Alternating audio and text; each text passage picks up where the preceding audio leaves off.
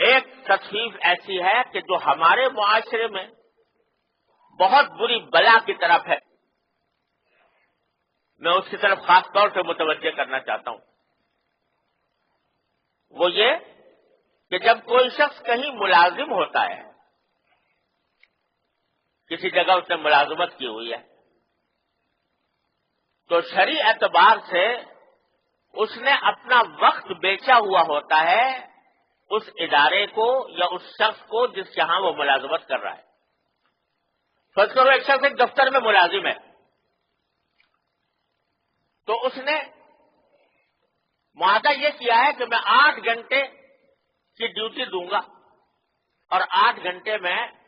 اس دفتر میں کام کروں گا۔ یہ وقت اس کا بک گیا،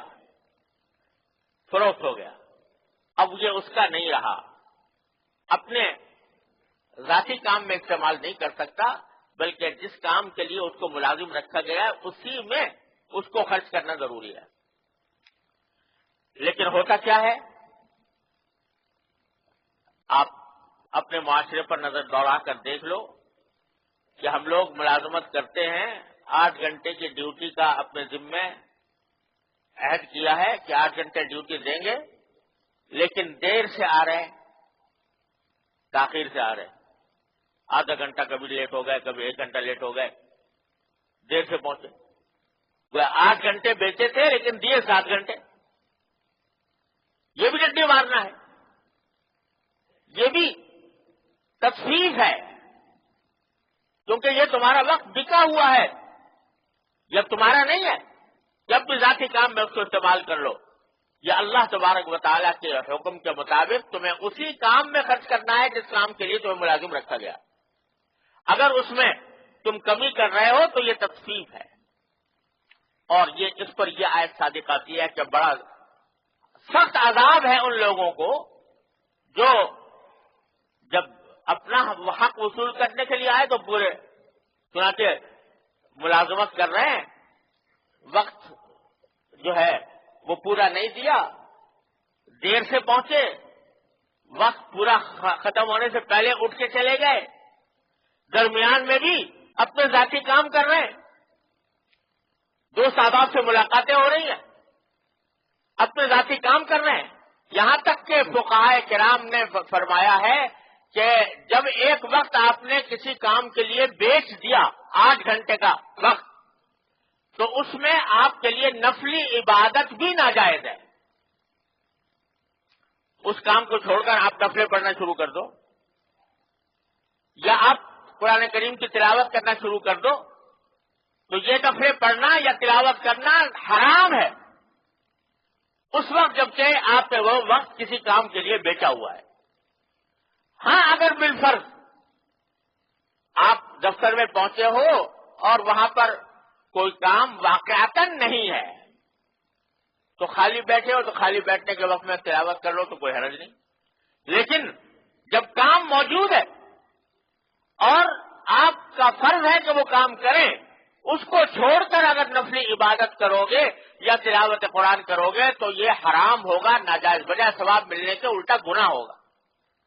اور اس کے نتیجے میں تخفیف سے تم مجرم ہو گئے۔ دوست احباب آ گئے ملنے کے لیے اور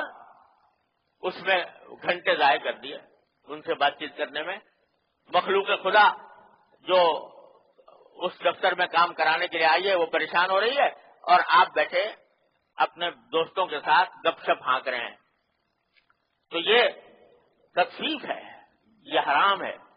اور اسی کے لیے اللہ تبارک و تعالی نے اس آیت کریمہ میں زبردست وعید بیان فرمائی اور یہ تصویر کھینچی ہے کہ جب اپنا حق وصول کرنے کا وقت آتا ہے، یعنی تنخواہ وصول کرنے کا وقت آئے تو پوری تنخواہ وصول کرو گے، اس میں اگر کوئی کٹوتی کر لے تو زمین آسمان ہلا دو تم کہ یہ میرا حق مار لیا، میری تنخواہ کم کر دی، بلا وجہ کر دی، کیوں کر دی، یہ احتجاج شروع کر دو،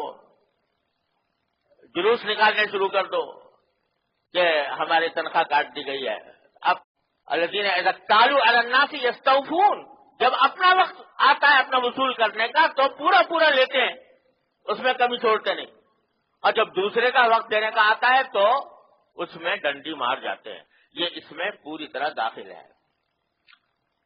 جن حضرات کو اللہ تبارک و تعالی نے اپنے فضل و کرم سے اس کی فکر عطا فرمائی ہے، آخرت کی فکر، وہ ایک ایک منٹ کا حساب رکھتے ہیں، ایک ایک منٹ کا حساب رکھتے ہیں۔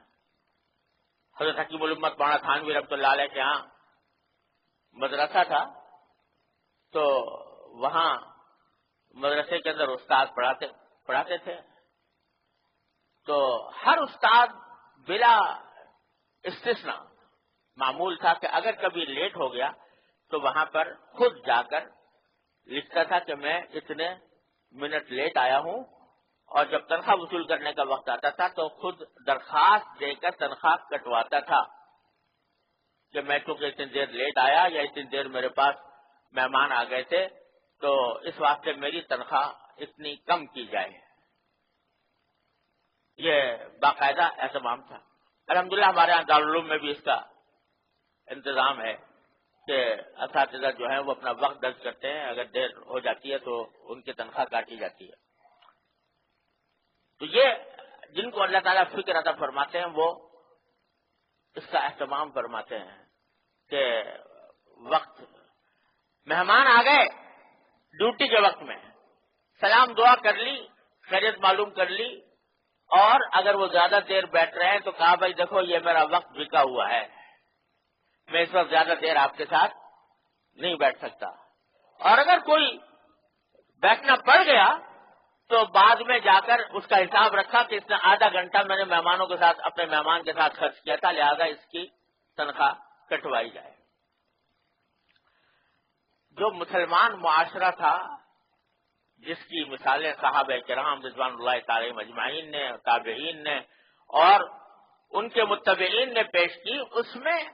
یہ پاک صاف ستھرا نظام تھا۔ ہر شخص کو اپنی ذمہ داری کا احساس ہے، ہر شخص کو اپنے فرائض کا احساس ہے،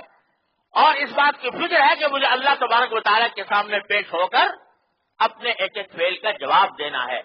میں کیسے جواب دوں گا، لہذا اس بات کا ایک ایک منٹ کا حساب رکھتے تھے، اور اس میں کوئی تخلف نہیں ہوتا تھا۔ مجھے یاد آیا دارالعلوم دیوبند کے شیخ الحدیث سے، صدر مدرس سے، حضرت شیخ الہند مولانا محمود الحسن صاحب رحمۃ اللہ علیہ،